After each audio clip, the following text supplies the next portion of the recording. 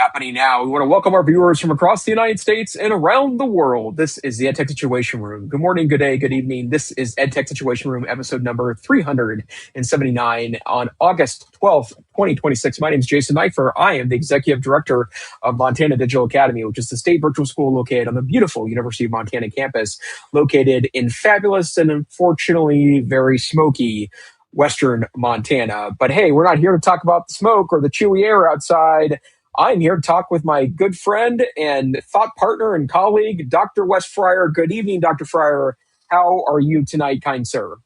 Good evening, Jason. I am good, and I am back at school, and it's actually, this is my third Zoom call of the evening because I had a couple other things, but it's honestly lovely to be able to just take them all from home from Zoom or whatever, from video. So doing good, getting ready to teach media literacy, STEM, and communication for maybe the 31st year or something like that. This is our fifth year, starting our fifth year in Charlotte, which seems Wow. kind of crazy. It's gone by fast.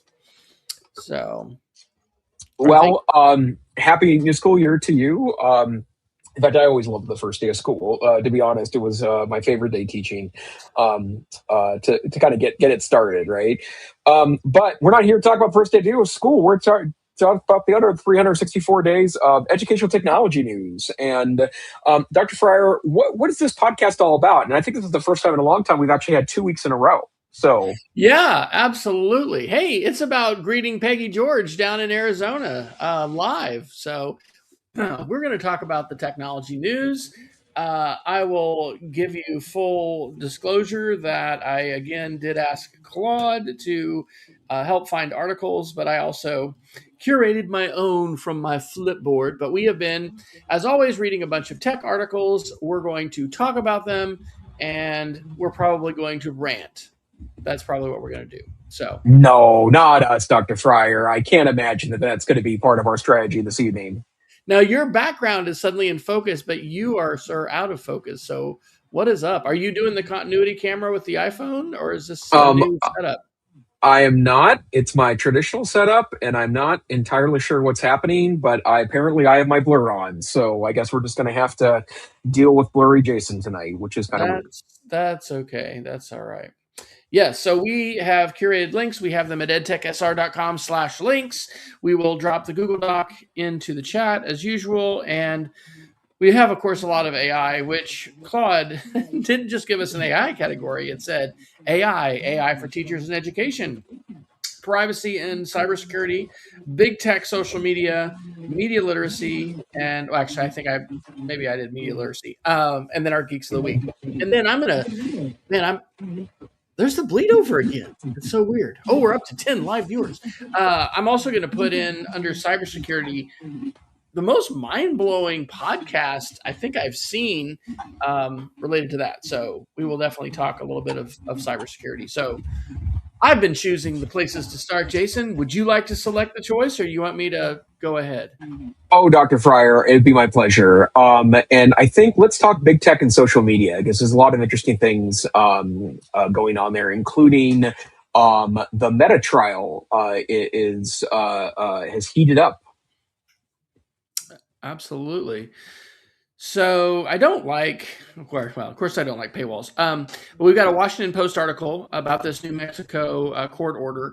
But then there's also articles from TechCrunch and PBS NewsHour. So I'll put the TechCrunch article in. And Meta is paying $567 million in a child safety case.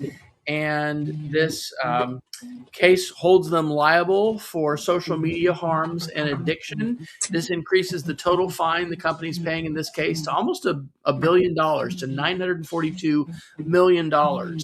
And interestingly, it has, I don't know, did we talk about this one last time? They've ordered them to make changes to the way that it operates, to remove like counts for children under 18, to require approval from parent of a guardian, to change push notifications, to pause them between 10 and 7. I mean, these are real specific requirements, limiting minors to their usage of 90 hours a month, which is roughly 3 hours a day. And the order says, quote, significant numbers of people in New Mexico experience harm from Meta's products due to risks of sexual exploitation, interference with education, and adverse mental health outcomes. And we're going to maybe talk about Europe today as well with AI regulation, because some AI enforcement started in Europe in August this month. And I mean, this begs a question: if Meta is going to have to do this in New Mexico, like, how does that affect the rest of the country? We've talked about this in other contexts with like California having some laws. And this is one of the reasons why the tech platforms in general they'd rather have a federal regulation they'd rather not have regulation, but they have regulation. They'd rather have a federal regulation. But even if they do, there's still European regulation, yada, yada. So I know you closely follow proceedings in the Montana legislature, and probably wisely in Montana. I think you only allow your legislators to get together every 2 years. But anything like this brewing, and what are your thoughts about this New Mexico hearing or New Mexico Well, rule?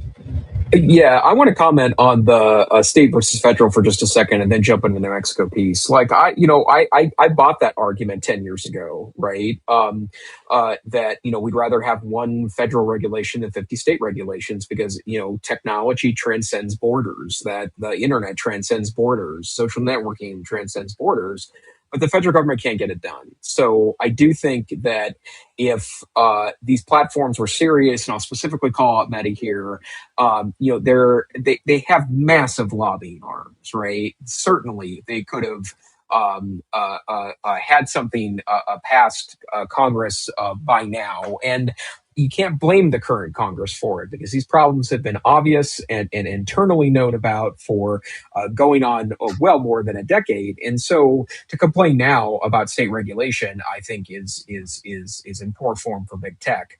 But I mean, at some point you have to be held responsible, and it's not like there wasn't warning signs from Meta's own research. I think the most stunning thing about this trial, and I only followed it maybe one or two articles a week on it, but the most stunning thing was that there was really clear, very damning evidence that Meta knew exactly what was going on across all of its platforms, and they chose not to do anything about it. And going back to our conversation about our term, the tech correction, post 2026 election, they knew about things then too and could have done something. And what's been really interesting is that a lot of these major platforms have gotten rid of their trust and safety teams. So the good work that some of these platforms were doing the post 2016 election have been taken apart. You could be cynical and say it was due to the Trump administration, but I think that in some cases that might even just been an excuse, to do what was expensive and difficult to do. So, no sympathy for Meta here. And more importantly, I do think and I noticed that one of the takes was that this was kind of a tobacco moment. Well, good. I think we need to have some conversations about this. And I agree these are very specific outcomes, but I also do very strongly believe that specific outcomes might be the order of the day here, because what else are we going to do about these situations when we can't trust them to say trust us, right? Like that's just not the way this is working right now. And we want to be as careful as possible with these incredibly powerful tools with our kids. And this connects, as we'll talk about, with AI in terms of regulation, because the idea that tech companies should be allowed to just self-regulate and they're going to take all the necessary steps to protect children and protect society is just not. It hasn't proven to be true. And I know that Tristan Harris and the Center for Humane Technology that produced The Social Dilemma, and they've now produced a documentary about AI, have basically said that was our first contact with artificial intelligence. It went really poorly. We need to learn from the mistakes of that. And I would think that this will set a precedent, because holding the companies who are creating frontier AI models responsible for some of the catastrophic and I just say catastrophic because already, I mean, we've had student teen suicides attributed to interaction with a chatbot. We've had other kinds of school mass shootings, some different things that have strong evidence that AI played a big role in that. The question is, are these companies going to get off scot-free when it comes to liability, or are they going to be held accountable, and are they therefore going to be forced to put guardrails in? And there's an article I want to talk about with Meta, with open weights and open versus closed.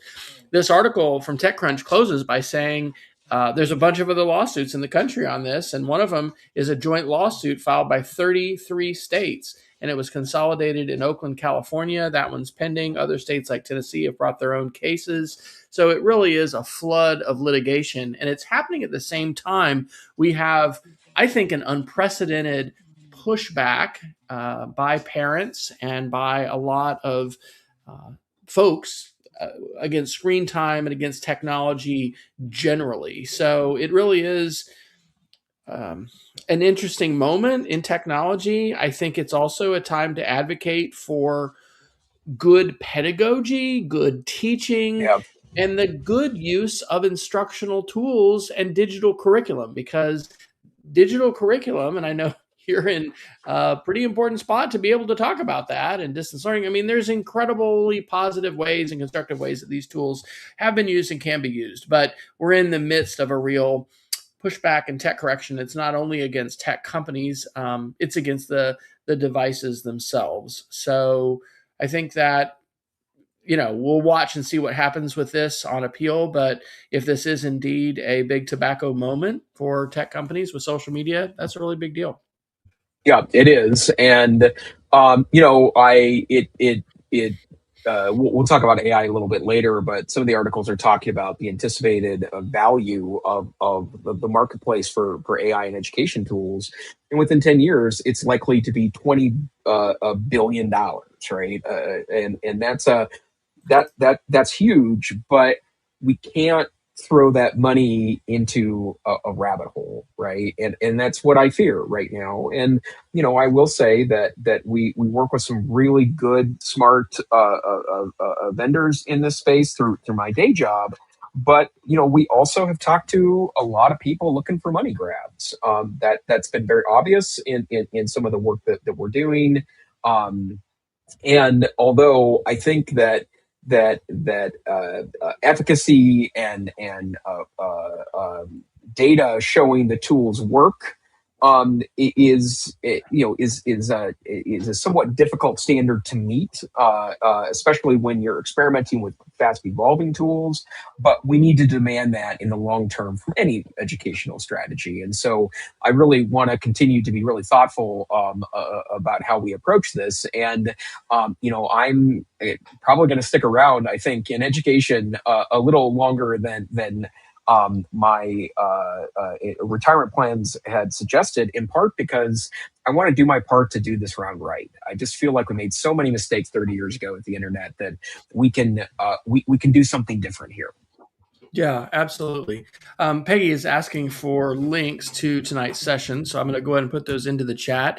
You should be able to go to edtechsr.com/links, and those should have the links for tonight as well. Actually, I didn't refresh the table of contents, so let me do that at the top of the Google Doc. That may be something. So now at that Google Doc, you can click on episode 379 and go down to tonight's links. Where shall we go next, sir? Well, let's see here. Why don't we also cover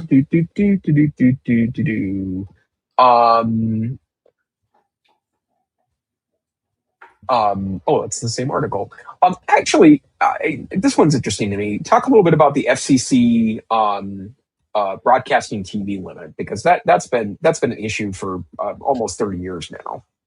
Yeah, so one of the challenges that we've continued to see, not only in telecommunications, but in other parts of our economy, has been the consolidation of big companies. Big companies being able to buy up the small companies. And so NBC News reported on August 8th that the Federal Communications Commission, the FCC, has scrapped the limit on broadcast TV ownership, and this sets the stage for more corporate consolidation in the media industry. We talked a little bit last time about local news, and I'm going to again repeat the statistic that I didn't have the stat for, but it was like 3/4 of local reporters in many markets are gone. We've got all these different, sometimes newspapers that are still publishing or radio stations, but they may only have one person, or they may have a shared person who's not even from that community. And we have just seen the absolute crushing of local news and local media. And so everybody may not realize this, but we've had restrictions on the size of really the media footprint, traditional media footprint that a company can have. And so the cap was removed in a 2-to-1 vote. So it's been a 22-year-old rule. The rule has held for 22 years that a single company, quote, cannot own stations that reach more than a combined 39% of the U.S. television audience. And that ownership limit is going to be replaced by, quote, a case-by-case approach. This has been expected. The FCC chairman, Brendan Carr, has been advocating via op-eds. He wrote in Breitbart last month. He called the ownership limit an outdated policy that blocked local broadcasters from gaining the same scale as their competitors are free to enjoy.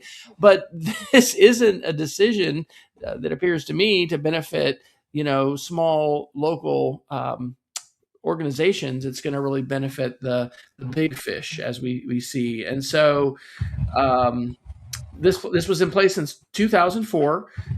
Congress boosted that in the 1990s. The limit had been set at 35% and boosted to 39%, which wasn't that interesting to say, ooh, it's got to be 39%. But anyway, because it's codified in federal law, it has stood. And so there was one commissioner who voted against it, Anna Gomez, and she called it unlawful on its face. And her quote is, "Eliminating the cap does not free local broadcasters from economic pressure. It just changes who is doing the squeezing. The large station groups positioned to grow even larger under this decision are not local broadcasters. They are national companies that own local stations and increasingly dictate what airs on them." So, in general, like I said, across a lot of industries, we've seen consolidation and, the approval of just large mergers. And I don't know, you're a U.S. history guy, Jason. I remember hearing at some point that if Standard Oil Trusts had not been called a trust, we wouldn't have antitrust laws we do. We'd have anti-corporate law.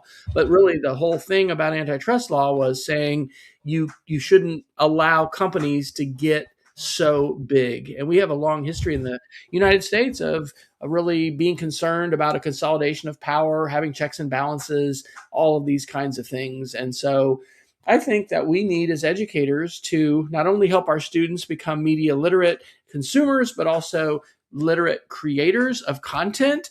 And I think that the puzzle of how we reclaim local news and we find ways to re-energize local news, whether that's through subscriptions, creative funding. England and the BBC is a very different model than, we have PBS, but it's different in England. And I think there's a strong case to be made that a vibrant and thriving journalism ecosystem is really important for democracy. And I think that helping students understand that and become the leaders of tomorrow that can help create the conditions for a thriving democracy, which I think includes a free and open press, is really important. Yeah, I couldn't agree more. And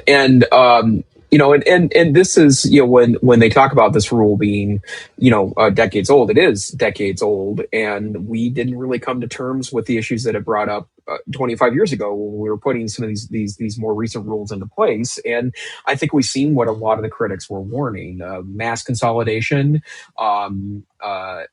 Montana, for example, used to have television stations across the state that had local news that reported on local stories. There was, the 3 or 4 competitive local news stations in larger towns in Montana. That infrastructure is all gone. And the kind of the last remaining local broadcasts, which did rely a lot on affiliates across the state as part of a network, but still, where local broadcasts are gone, and now there's single statewide newscasts, and I think there's two networks in Montana. That they have local reporters that are feeding into a master statewide broadcast, and not to mention a lot of the newspaper infrastructure has done the same thing. So very concerning. And remember, when companies are owned by, or I'm sorry, when stations are owned by single entities, it does impact the news coverage, and not just from the standpoint of the amount of resources that are dedicated to it. Stories are released, or pressure is put on newsrooms. We have ample evidence of that. That's not a question at all. And we suffer for that. And I think that even though I still have a strong belief in the democratization of the internet and the ability for anyone to get a voice out there, the bottom line is our media has taken a huge hit in the last 30 years. And I wish we could go back and make some decisions differently. I still think that micropayments would have been a good idea 25 years ago. The ability to pay 50 cents to pay for access to today's news, I think would have been both well worth it and a great economic model where we could have continued to fund good journalism. But now I do appreciate that there's some people in entrepreneurial journalism. I'm thinking of Jeff Jarvis from the Twit Network, that had that program in New York around that. But I think we need journalists to keep reporting the news. And we can just go deep into this because this is a huge thing that's on my mind. I've been presenting about this and reclaiming our news feeds and the Fediverse and how we can use open standards. One of the dynamics that's happening is the web is closing. So in the 90s, and the internet comes, and Web 2, we have a very open web, and we have blogging, and we have RSS, and we have podcasts. But in part because of AI and for other reasons too, a lot of the web is closing in terms of its openness. And I think we need to just grapple with this, and we need to look at the ways in which our communities, how are we serving our communities? Social media consolidation is really troubling as well. In the session that I did last week at the Civics of Technology online conference, I did a session on, I think it was called Your Feed, Your Algorithm. But I was asking people, why did Elon buy Twitter? When we look at what's happened with social media, with Meta and Facebook, with Twitter, the web is very different than it was in the mid and early 90s when Jason and I were the old guys who were starting out with this stuff. And even with my websites, like with my WordPress sites, the amount of bot traffic and the drag that puts on my server, there's a lot of different aspects to all this. So I think politics matters, and regulation. There are important places for regulation, and so anyway, this media consolidation is going to continue to have an effect. But to your point, Jason, about the democratization of the web, this is what's great about this podcast, and in Substack we do have journalists, and I know that Casey Newton's on Ghost, and we can debate whether or not everybody should leave Substack because they haven't deplatformed certain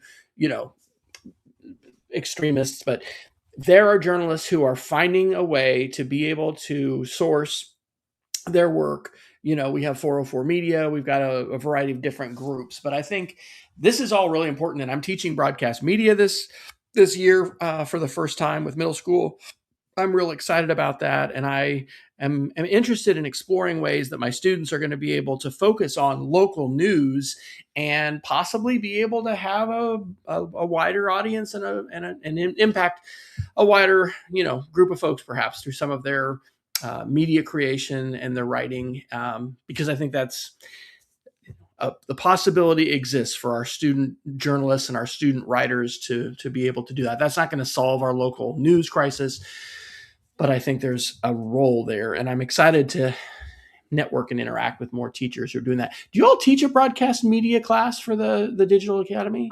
We don't. We teach an introduction to journalism, and I will admit that one of my, I don't know, and I was the newspaper teacher at Capital for the last 3 years of my teaching career. It was wonderful fun, and we really, in fact, I think we won the statewide award for best news website 2 of 3 of the years I was there. Thank you very much. But and we were really leaning into new media, right? Like we had a Flickr account and a YouTube channel and a great website where we were publishing those things. But the other thing that I wanted to mention there though is that I think that this idea of building curiosity in students is, I mean, journals are a really great way to do that. And my dream was that we would put together kind of like the Student Associated Press in Montana, where we would have students take a class with Montana Digital Academy and then do some kind of statewide thing that we could then kind of trade back and forth with local student newspapers. But there's also a lot of liability in that, and even though I still think that there's a possibility of that someday. It would be a fabulous, but more of a lightning rod than perhaps we would want to take on. But so interesting, and I'm so jealous of you teaching that class this year. Well, I'll tell a quick story because we live in Southeast Charlotte, and we're a suburb of Charlotte, which is about 2.5 million people now, and we're a large, growing community that has like over 150 new people moving here, every day, which is just mind blowing. But the area that we live in, we technically live in a community called Stallings, but we have a Matthews, mailing address because of where the post office is. But Mint Hill is this community we just love. It's just like 5 minutes away, but it's on the other side of the interstate. Anyway, there's all these different suburbs. And I've been wondering, like, where's our local news? Like, we do not have a local news website or newspaper or anybody. So anyway, Shelly and I were at our favorite watering hole yesterday after having our last little outing before school starts. Struck up a conversation. It turns out this guy's a filmmaker. We're talking about this kind of stuff, and I was like, "What would we call that?" And they came up with Suburban Charlotte. So it's maybe like sub CLT. I haven't registered the domain yet. Since I'm saying it live now, I probably should go register it right away. But it's that idea, Jason, that maybe journalism and broadcast media teachers in our Charlotte area who are middle school or high school teachers could basically have students submit articles and videos and then be able to have sort of like, I don't know if you remember Global Voices Online. It's still available. It's a worldwide thing. It's a blog that folks all over the world will write about issues in their country. But I don't know. We'll see. Because I still have such a passion for writing, for blogging, for journalism, and then for building community. And I really think in our polarized time, the local issues that probably, we will disagree with them. We certainly have a lot of disagreement over data centers in our community as an example. But, there's a lot of very good dialogue to have and good opportunities for students to learn about how our community works, to amplify local nonprofits, local entrepreneurs, all that stuff. So we'll see. I don't know how dynamic my overall context and environment is going to allow me to be with that, but it's on my heart. I've been talking about it, and we're going to see, and it's going to be exciting because kids care about stuff, right? And empowering students to, have literacy skills, to be able to write, to create media, all of that's, stuff I've been excited about for a long time. So it's going to be interesting to see where this goes and what our potential to impact our community is. Absolutely. Okay, before we get to AI, and I definitely want to because we have the most of the articles are. This is not going to be a surprise headline, I think, to either of us, but it's worth talking about.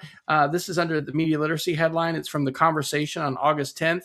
The headline is, "Class, let's watch a short video. More than 75% of teachers say they use YouTube in the classroom." And this is absolutely the case for me. I think I am using YouTube every single day. I have it in pretty much all of my lessons. Of course, I create content for my students as well in terms of tutorials.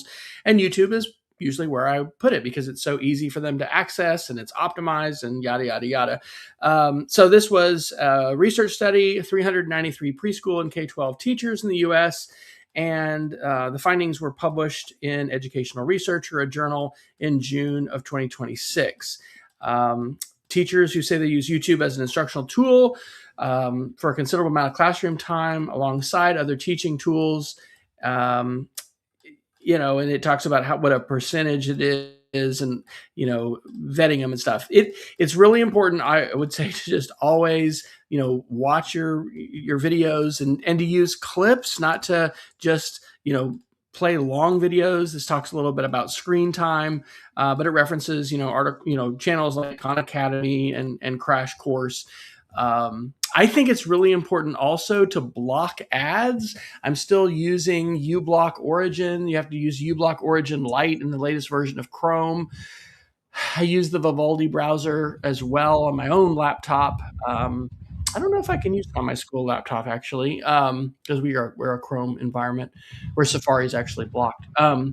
But yeah, YouTube is being used. So do you think that's true of Montana teachers? And are you all using YouTube as your video platform? Or do you all have kind of your own homegrown video servers and whatever?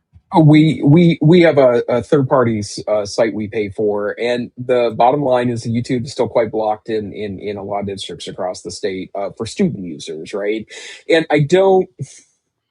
um I don't necessarily disagree with that decision. I mean, I've become a lot. I don't know. I'm more centrist on blocking on filtering.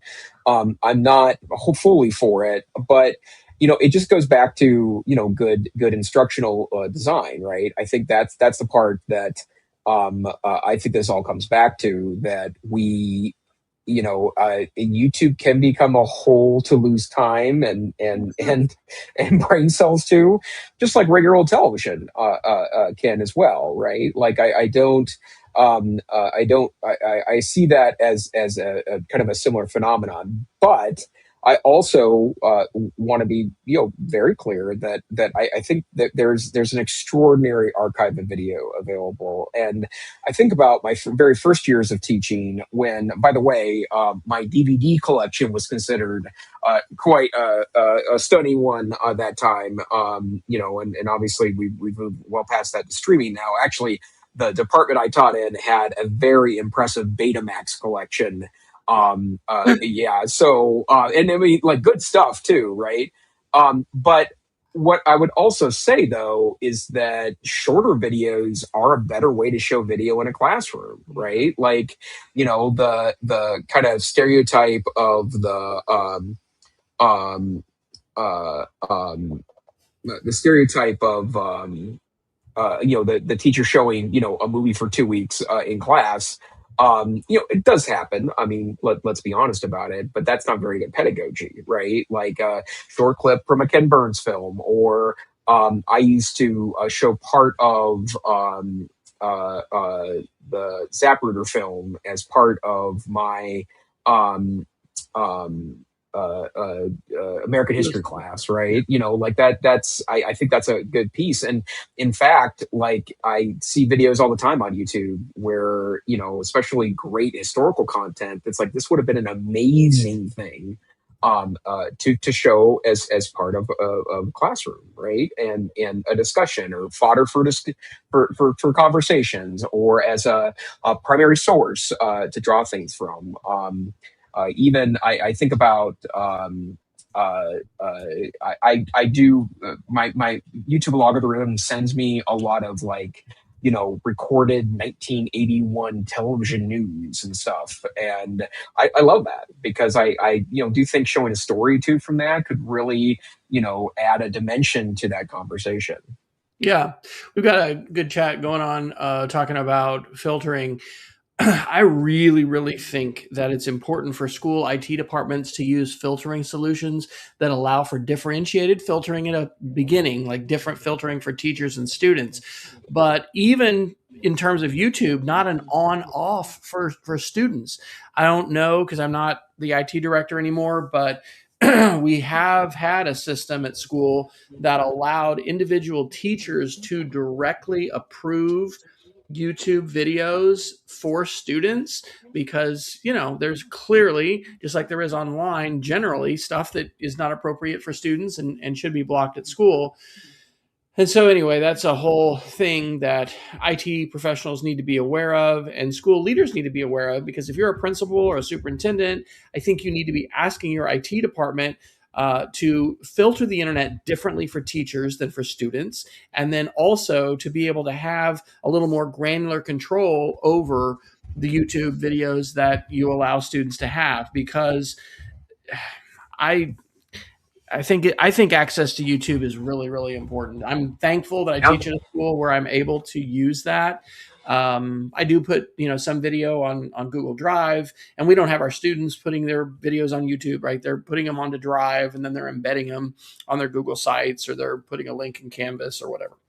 But anyway, important issues, and hopefully the AI tool development, the march of AI, is going to continue to enable us to do more positive things for our students and for teaching and learning. And perhaps this is an example, because it certainly is nice to. I remember being in Texas in a district at one time that was trying to block Google Images, just saying no Google Images ever. And it's better to have some granular control over that rather than just having to turn an entire tool off like that for everybody.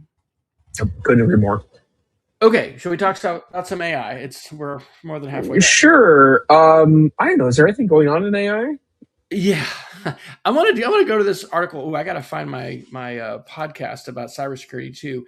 This is This is one of the best articles that I have read in months about AI, and it's from The Guardian, and it's from a children's fiction author, Catherine Rundell. I didn't know her. I've actually looked up her books and put one on my Amazon wish list.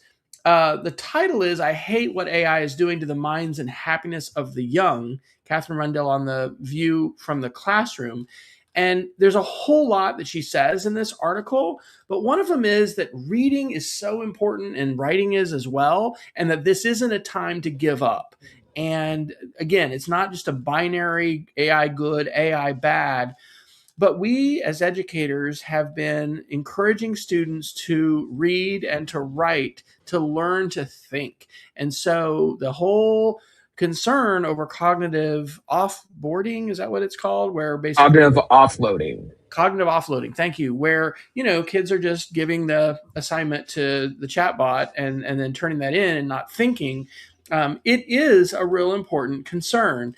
But this is a very nuanced article. It's a very strong argument for reading. In fact, it's helping. I haven't sent this out yet, but I'm considering asking my parents to really encourage their students to read for fun. I feel like we're losing that. There's so much pressure. There's so much to do. There's so many sports things that we've got to do. Reading for fun is really, really important. So I would encourage everybody to take a look at that article and then think about the ways in which we're going to make decisions about when AI is appropriate, because there's also the argument in here, quoting, AI company leaders that, hey, let's teach the kids humanities, in order to think critically and just to think.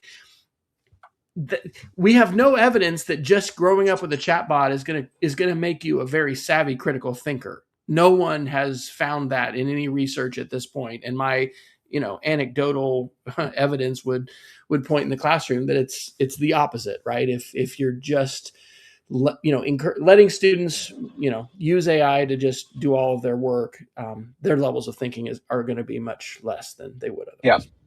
And I can't stress this enough too. Like, Wes and I are not saying that to turn technology off. We just need to be very judicious about it, right? Because unfocused, undisciplined application of these shockingly powerful tools do lead to negative outcomes. Period. And in the same way that I won't mention the vendors involved, but I 8 9 years ago, when suddenly it was now drawing on screens was the thing, and the power of drawing. I think the best power of drawing is grabbing a piece of paper and drawing, as it turns out, right? Like there's nothing, there's just nothing that has to be on a screen there, right? But at the same time, we also are obligated to help students, come to terms with the world they're going to be living in, right? So how do we, as smart, educated professionals, work with our colleagues to make sure that we balance that very real and very thoughtful? And even if we have a policy at our school that bans all student AI use, or we choose to do that as an instructor, the reality is, and it depends on the age, I'm not saying this is happening with kindergartners or first graders, but certainly with my middle schoolers, they are using these AI tools. Many of them are using them no matter what the teacher is going to say or not say. And so I believe we have a responsibility, because this is just part of literacy, citizenship, and living in the world. We have a responsibility to be engaged in conversations about that use. And we need to be talking about it. And I think we should model it too. I think it's impossible for us to have well-informed opinions about this if we're not using these tools to some degree. I'm not saying you need to be using everything every day and doing all your work with them, but I know that I am so much more better informed about these tools and how dynamic they are, because it changes literally every day in terms of what their capabilities are, and thinking about, what would I want to allow students to use this, and what would the benefit of that be, or what am I going to choose to do as an adult and a professional educator? Yeah, totally. All right, let's talk a little European AI regulation. So this is from the European Commission. This was from August 2nd, and I have not honestly done a lot of reading about this. The headline is "Safer and More Transparent AI," and it goes through the rules about AI systems that have now taken effect in the EU. And so companies are going to be held accountable to mark and label AI generated content. They need to have transparency when they are providing an AI system. They are going to be enforcing these rules through the European AI Office and the European Data Protection Supervisor. There are steep fines, which I won't read, but it's a lot. They're big. This act, the AI Act, entered force on 1 July 2024, but then it has a staggered schedule, I guess, of taking effect. The goal is to have, quote, harmonized rules for trustworthy AI in the EU to promote AI innovation, uptake, and address potential risks, to health, safety, fundamental rights, and also safeguard democracy and the rule of law, in part, so that they can address information and disinformation. So again, I think this poses a lot of challenges, because here we have these restrictions in Europe. We've got, social media restrictions, a court's imposing in New Mexico. So I don't know how this is going to be playing out, and if these kinds of things will just be enforced in Europe. I'm glad that we're not just waiting for the U.S. Congress to act, because I don't think we would see action. But it is interesting with the global internet to see these different kinds of mandates on AI companies and publishers. And so this is going to be an important thing to track moving forward, to see how this plays out, because I'm sure there's unintended consequences that'll be here as well, as there always are. Yeah, and I would note, I mean, I've been scaling back AI accounts for the last couple of months, and it helps that there's free this or that for teachers, and yada yada yada. But one of the accounts that I will continue to do every month is my Mistral account from the Mistral AI lab in France, and I do get an education discount, so I think it costs me like $7 or $8 a month, and it's noticeably not as good as OpenAI and Claude. I still use it a lot though, part because I like the philosophy behind it, and I know it's regulated by the EU. And I've seen a lot of interesting articles about their approach because they know they're not as good as the frontier models, but that's not the point. They're stable, they're consistent. They are well regulated, meeting EU standards, but more importantly, large multinational corporations, that are based in the EU, want to be able to adopt an AI company that is stable and also able to follow regulations, right? Because they don't want to plug, a system. It's not as important that's one or a year behind the so-called frontier models. It's more important that they don't have to then switch the model because suddenly it goes away or it gets bought out because of regulation this or scrap sale that. And I think there's a lot of interesting things to that. And so I think we've talked about sovereign AI a couple of times on the podcast over the last couple of years. Canada is working on this too. South Korea is working on this. Japan is working on this. There's a lot of countries that really would like to have their own plays in this, so that if it does become some kind of international trade war over AI, that they have places to still utilize that technology, especially if it becomes necessary for modern day business. I dropped the link into the chat for AI nationalism on the English Wikipedia. AI nationalism is the idea that nations should develop and control their own artificial intelligence technologies to advance their own interests and ensure technological sovereignty. The concept is gaining traction globally, leading countries to implement new laws, form strategic alliances, and invest significantly in domestic AI capabilities. So, yeah. Okay, well, let's talk. I would like to.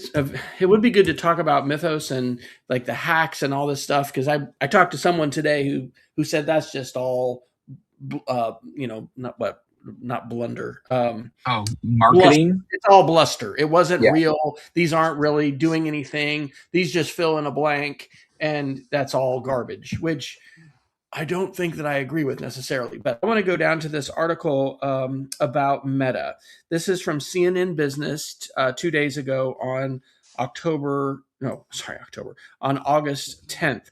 Meta launches open weight glimmer model, staking a claim in the open versus closed AI debate. I think this is fascinating. I think it is super important. And I'd love to hear what you think about it, Jason. We've talked about how China, oddly enough, has been the leader in AI openness, in open models. Meta had their LLaMA model, but I don't think they've been emphasizing it as much. But Mark Zuckerberg just released this, big announcement and post where he is saying that the democratizing power of AI is going to be more broadly disseminated if we don't just have a few companies controlling it, but we have open weight models and it's not all closed. And so that's where Meta is going to throw a lot of their money and emphasis. Under this headline, Zuckerberg's vision for AI says Zuckerberg's thesis paints an idyllic picture of the benefits of AI, writing that the technology will give every individual their own custom assistant, tools to build businesses, and a tutor with a, quote, PhD in every subject, end quote. Society shouldn't just hand a few select companies the keys to create, control, and distribute these tools, he argued. But this does basically follow the move fast and break things philosophy of Facebook. And, Bernie Sanders is one U.S. politician who's calling for slow down, let's pause, let's stop this race. I do not see the race stopping. I do not see us slowing down. I do not think the U.S. Congress can effectually do that. And I don't think the administration is supportive of that. And I think big tech is very much in the pocket of the current administration. So I don't think we're going to slow down. But what are your thoughts, Jason? Open weights, open models, closed systems, frontier models. What do you think? Yeah, it's interesting where Facebook has been going with this, because one of the things that was true, a year and a half ago, was that Meta was very much at the lead of open models. Their Llama models 1, 2, and 3 were really interesting, and people built some cool things with them, right? Like they took the open weight model, they traded its own training set, it added different sets of rules, it compacted them significantly so they would fit on edge devices. So in other words, devices without as much power to them. And then their Llama 4 model, which a lot of people thought was rushed to market, and then ended up being not nearly as interesting as their Llama 3 models, fizzled out. And so this is a new direction for them for sure, because they have a commercial model and an open source model in the same classes here. But I think that Zuckerberg is right. Yeah, and to Dido in the chat, yeah, it was super bulky, and I think they were bragging, like, if I remember correctly, they had one of those. 400, one of the early 405 billion parameter models with the four Llama 4 2, and yeah, I think open source is really important, and also, like, not, companies should be able to internalize AI for privacy purposes, and I think the best way to do that is with an open source system. So I think most of the frontier mod or labs, with the exception of Anthropic, agree, and so I think we need to continue down that path. So I want to get your take on the going rogue stuff, and I'll drop in an article. There's a lot of articles in here, but this one's from Digital Trends on August 4th. It says, once again, OpenAI and Anthropic AI models are going rogue and hacking services. And this whole series of articles this isn't just Anthropic. This is multiple ones. This is Meta as well. And what they are saying in these articles is that researchers in third-party labs and organizations red teaming these models to try and test them took off some guardrails, but they did not instruct the models to do things like go on the live internet and try to hack this GitHub, or try to impersonate this and create these fake accounts and do these things. So from my read, it really does sound like these systems are doing autonomous things that they weren't directed explicitly to do, and that it does seem like breakout events where the AIs are going rogue and doing things that we wouldn't be happy with them doing. But again, there's folks out there saying, no, this is PR, this isn't real. Nothing to worry about here, kids. So do you have an opinion about that, Jason? At the lowest level, Wes, I've seen this in my own agent development that I've been working on the last couple of months. Like, if you tell it, so I play a lot with agent platforms. I have some fabulously ridiculous things that I've been brewing up in my home lab, in part because I'm trying to find a way to deal. Like, I think that the most interesting application of AI for me is, how do I deal with the stuff that I don't have time to deal with without feeling overloaded, right? Stuff that brings value to my professional and personal life, but I don't want to scroll through an RSS feed all the time, right? Like, I'd rather that an AI does that for me, and then just gives me the bits that are going to be the highest value to me, right? But I've given Hermes agent like literally a task, like, figure out how to download these videos from this website. And in this particular case, it was for the Montana legislative website. And it lost its download button, and I'm sure there's some hacky, weird Chrome extension I could download to do that, but I don't have time to figure that out. So I could literally just say, go download these videos for me, and when you're done, pull like a run a transcription model on them, and then clean up the transcript, and so I can read it later. And it'll just do that overnight for me. Like even with, I think I mentioned to you, Wes, that I've got some trash can Max, the 2013 trash can Max sitting in my basement that I bought for like basically nothing on eBay, running the software. These are 6 or 13-year-old desktop computers that, I mean, it takes 4 hours to, transcribe a 2 hour meeting, but who cares, right? That, it's getting the job done. And like I didn't have any coding expertise, right? And so are you telling me it can figure that out, but it can't run any security tools? Well, if it's trained on the right stuff and has, I mean, you can download Linux distributions that have all sorts of fun hacking tools and penetration tools in them. Yeah, they can go break into other systems. Okay, I want to share this. Have you watched the Sean Ryan show? This is a bit like, No. um, okay, so he's a former SEAL, kind of a very interesting guy who has a lot of folks on his podcast. And this is the most interesting cybersecurity one I've ever seen. It's with Kevin Mandia, who founded Mandiant Technology. And this is a long podcast. I watched the clips of it. This is a 3 hour and 15-minute podcast.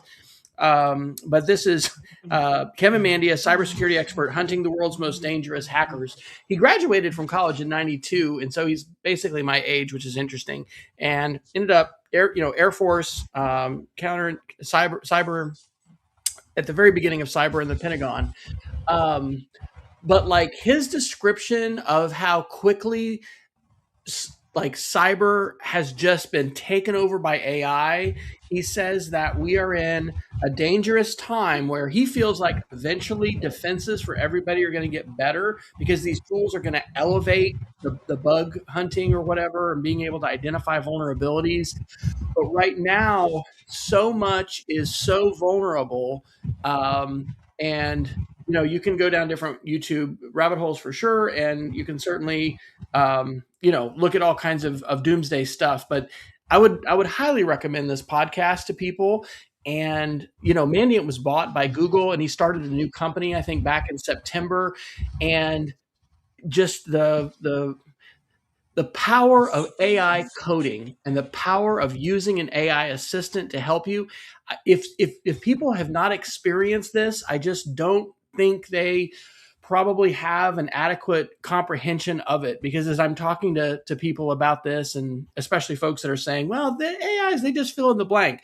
I mentioned this to my wife. I think it's a bit like Wikipedia, where many people, including some teachers and librarians and others, formed a perception about Wikipedia right away when it came out that it was trash, that anybody can edit any article, and therefore it's never going to be useful. It's trash. And that became a record that they played over and over again, and they never got over that. Well, Wikipedia has been around for 25 years now, and it's a very useful resource, especially as a launching pad for your investigations and your search. And I feel like with AI, a lot of people were told early on, it's just Mad Libs. It's just filling in the blank. That's all it is. And all this other stuff is just, hyperbole, because it just, it hallucinates all over the place, and it doesn't do anything that's valuable. It's trash.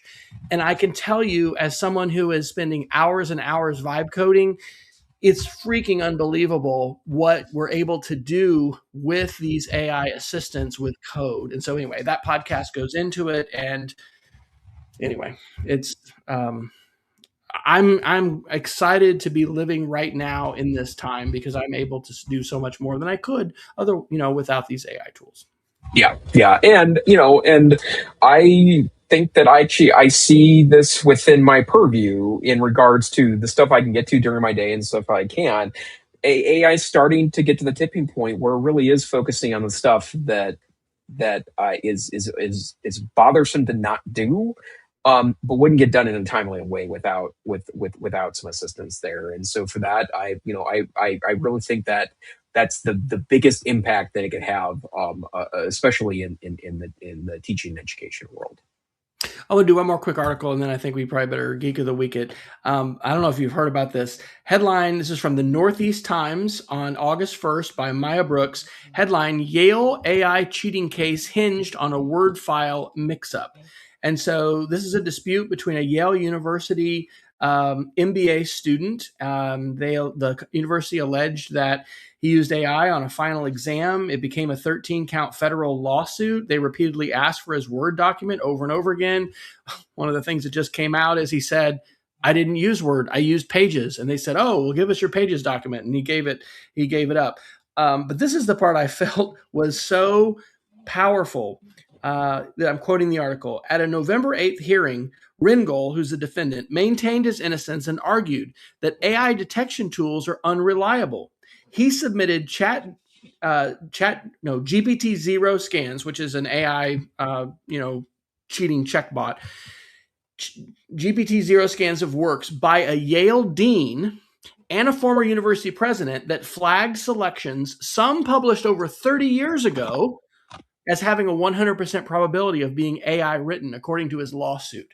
So that is really genius to show how these tools are absolutely not effectual. And I think this is an important thing to say moving into this, academic year here in North America, is that if your institution or your department is relying heavily on the use of AI detection tools, user beware. I mean, certainly students can be silly and include, things with the prompts and it can be just obvious. And as we are getting to know the voices of students, we can, there's a whole lot of spidey sense and other things that we have as teachers to tell when students may have not fully done their work themselves.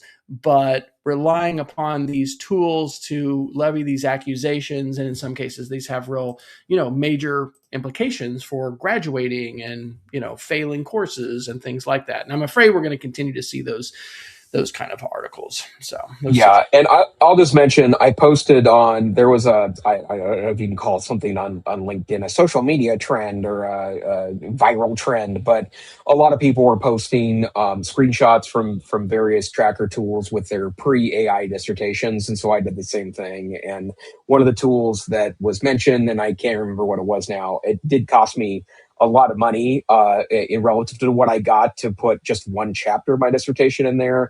But it said it was 40% generated by, or 40% was generated by AI, including the first two paragraphs, which included a lot of the M dashes in there, because I love M dashes, and I'm still kind of mad that M dashes are have a shadow cast upon them, because M dashes are excellent writing tools. But it did spark an interesting debate that I actually need to go in and answer some of the very thoughtful pieces. But I get a lot of, well, you're using the wrong tool. Well, what's the right tool then? Right? Like if this is not the right tool, and people are certainly spending a lot of time selling these tools to you, right? So which one is the right tool? If we can agree on that, and it's consistent, that would actually do something very interesting. But that just doesn't seem to be where we're at here. Well, the tools that show how you have created your Google Doc, and there's free extensions for doing this, and if there's a huge block of text that suddenly is pasted in, those are good things to use to have conversation with students. Again, I'm going to try to encourage my students to fully attribute, when they are allowed to use AI, their uses of AI, and that's going to hopefully allow us to have better nuanced conversations about what they did, what they learned, what the AI did, how they iterated, all those kind of things. Do you want to do either your godmother of AI or the Gold Rush? No, let's wait for those for next week, because I think those are going to be they're good articles, but let's do it next week. Okay. Well, I kind of dominated the article coverage here today, but hey, where did an hour and 2 minutes go, Jason? I don't know. Yeah, I don't know either. So, hey, Dr. Fryer, what's your geek of the week? Well, my geek of the week comes from the amazing Tony Vincent. And if you don't know Tony Vincent in educational technology, where have you been? Tony has apparently vibe coded an amazing community called TeacherHive.app. It says, bring your app Bring the app your AI built. TeacherHive gives it a home. Browse hundreds of apps made by teachers or add your own. Paste the HTML from ChatGPT, Claude, or Gemini, or drop in a link. And TeacherHive makes it easy to use with the class, keep for yourself, or share with other teachers. As an example, he's got a roll your own Padlet that he's created, but there's all kinds of things. So you can sign up for free, but you can also pay to have some additional features. His section at the top called The Buzz is news. And I'm serious about this. Tony Vincent is absolutely one of the most innovative educational technologists and teachers ever. And so I'm super excited to see how he's into this. And I literally just joined this like 2 days ago or something. But I'm excited because vibe coding is something I'm into, and Tony is as well. And he's created a community where we can come together, compare notes, learn together, and share, which to me sounds fantastic. Yeah, me too. And I'm not surprised that this in fact, it screams Tony Vincent when you even go to the website, right? And I'd like to share, this is just nerddom at this point, and it kind of reminded me of your communitarian prepper projects, Wes, but this is an off-grid communication system that is called Meshtastic. And you can build these basically little like BlackBerry-like devices. You could also do it on your phone. I think it attaches via Bluetooth to it, but basically you can, and there's hundreds of hardware platforms, and you can buy rando stuff on like Temu and stuff, and it apparently works in a surprising number of places because a lot of people are starting to pick up these devices. And so if you're just a nerd, right? And first of all, bless you for being a nerd because there's not enough of us in the world, but this is a very interesting project. And so I'm going to see if I can get into this kind of an independent device for less than $20 to just see, if there's a signal in my neighborhood or not, but you can run relays and stuff. And, if the grid goes down, then this would theoretically continue to function. So Meshtastic.org is that project, Wes, and I love the look on your face right now. Thank you for sharing this because doggone it, back to the podcast, Kevin Mandia. Have you ever heard of a red lever drill? Have you heard of this? No. It's when the company or the organization has to practice going off grid. Can your business still sell products? Can you still quote out services? This is something that we need to do. He doesn't actually think China is going to try to take down the whole grid. But I mean, we've got criminal elements and nation states and all these different folks. And so anyway, I can talk about that a lot, but I think that preparing for at least a short-term grid outage is very practical because we have weather events and things like that happen. And you have given me something else to be distracted with. Thank you so much. We're maybe not good for each other, Dr. Fryer, because I think on balance, it's very good. It's very good. Well, Dr. Fryer, where can people find you on the interwebs? Well, I'm on wesfryer.com, and I share a few things in a few different places. How about you? Yeah, probably the best place to find me right now is aicentrist.com, but I'm working on something new as I always kind of am. But hey, this is the EdTech Situation Room. We are a once a week-ish podcast, a little more consistent as of late. We're on Wednesday nights at 7 p.m. Mountain Time, 9 p.m. Eastern Time, sometime in the middle of the night UTC. We'd love it if you could join our increasingly large audience live. We're doubling. We're doubling from last night. I know it's amazing. If you can, I think I am, as a matter of fact, right? I'm good to go next week. So, and maybe even the week after. That's how clear my schedule's been on Wednesday nights. But if you can't join us live, find our archives on YouTube. Go to our website, edtechsr.com. Find us on Substack. We like to share. And also we want to hear from you, right? Like, if you've got thoughts about this stuff, like, part of why we do this is to process these ideas with each other. But when we can do it with our audience, and people we can connect with, that just makes the community much better. And if you disagree with us, even better, because that's what we're looking for here, right? That's how we kind of, decide for ourselves. So we hope you have a wonderful week. Stay safe, stay savvy, and we'll see you next time on the EdTech Situation Room. Good night. Good night, everyone.